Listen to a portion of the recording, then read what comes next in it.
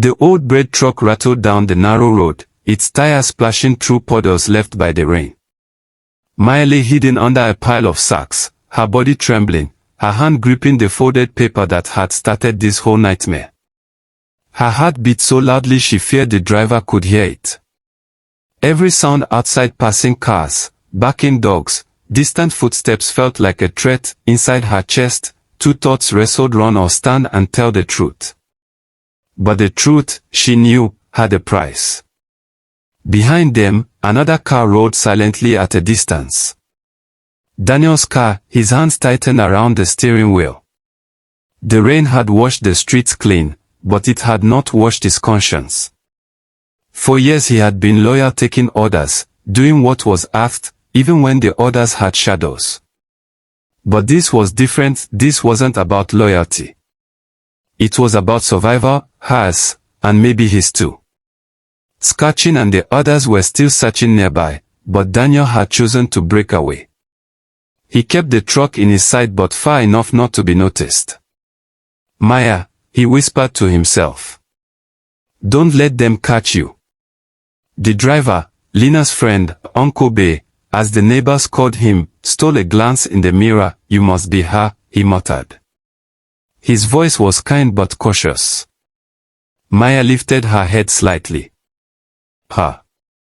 The one they are looking for. Lena said you carry trouble bigger than your age. Maya swallowed hard. I didn't ask for this. Uncle Bay gave a dry chuckle. Trouble never waits for an invitation. Where are you headed? I don't know yet, she admitted. Somewhere far from here. He sighed. Child, running is only half the journey. One day you'll have to stop and face what's chasing you. Maya looked at her bag. Maybe that day is today. By dawn, the truck reached the city square where vendors were beginning to set up. The smell of roasted corn and wet dust filled the air. Uncle Bay stopped. This is as far as I go, he said. From here, you're on your own. Maya climbed out, pulling her coat tighter. The square was wide and noisy, but the noise gave her cover. She slipped into the crowd, but not unnoticed. Daniel parked 2 streets away, watching her small figure disappear among the vendors. His chest tightened. If Scratching got here fast, Maya wouldn't stand a chance. He pulled out his phone and dialed a number he never thought he'd call, the police commissioner. When the man answered, Daniel spoke fast. There's a girl in danger. She has proof of something your office has been trying to uncover. If she dies, the truth dies too. The commissioner's tone was sharp.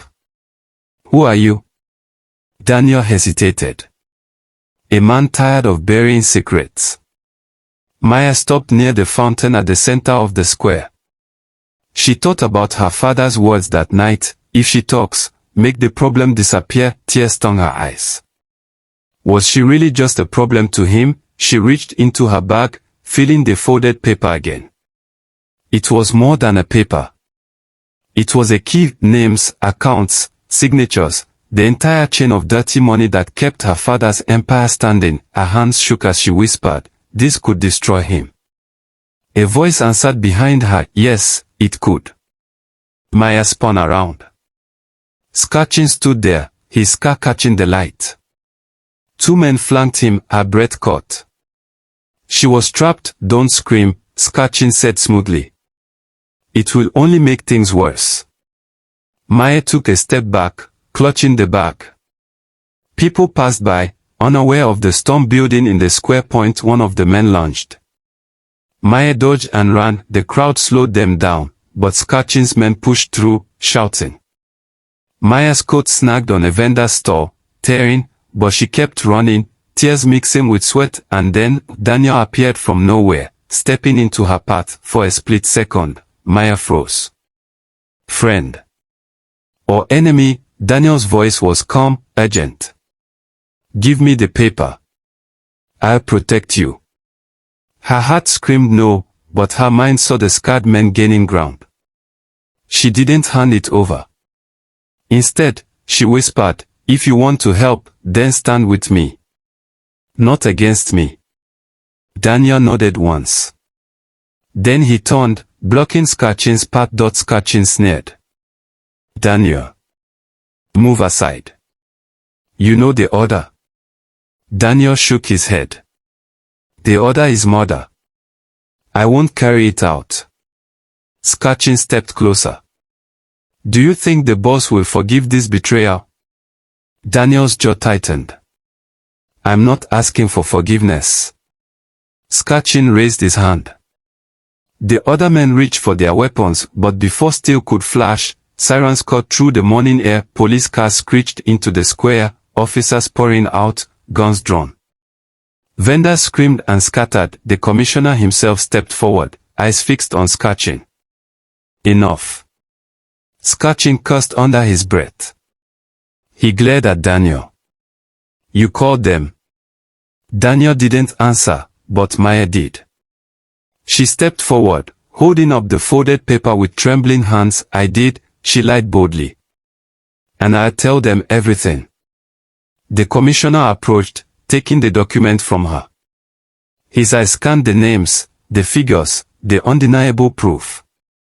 His face hardened. Arrest them all, he commanded. Scatching roared in fury, but before he could reach Maya, Daniel shoved him back, and officers closed in, snapping handcuffs on his wrist. For the first time in days, Maya's chest loosened, but the storm wasn't over. By afternoon, news spread fast.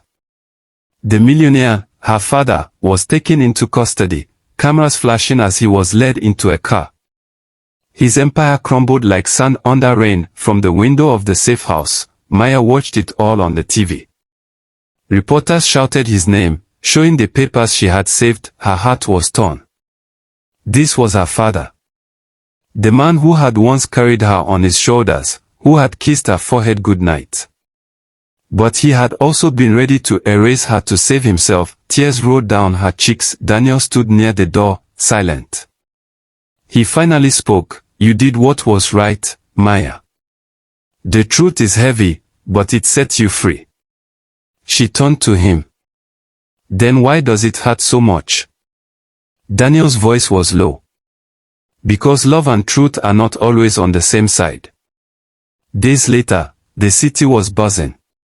Some called Maya brave, others foolish. But one thing was certain, she had broken the silence that powerful men thought was unbreakable. Daniel prepared to leave the safe house. They rebuild, Maya. People like your father always try. But now the world is watching. That's because of you. Maya clutched the empty bag, the space where the paper had once been. I don't want to disappear again, she said softly. If I ran once, I can't keep running. Maybe I should stay, face the noise, and live with the truth I carried. Daniel nodded, a faint smile on his face. That's the throne you found, not money, not power. But courage. Maya exhaled, for the first time feeling the weight lift. Moral lesson. The story of Maya reminds us that silence protects the guilty, but truth, though painful, saves the innocent. Sometimes standing for what's right means standing alone, but one voice of courage can break the chains of corruption and fear. Thank you for watching this story till the end. If it touched your heart, don't forget to like, share, and subscribe so more people can hear stories that inspire, warn, and remind us that truth always wins in the end. Remember, a lie can build an empire, but only truth can keep it standing.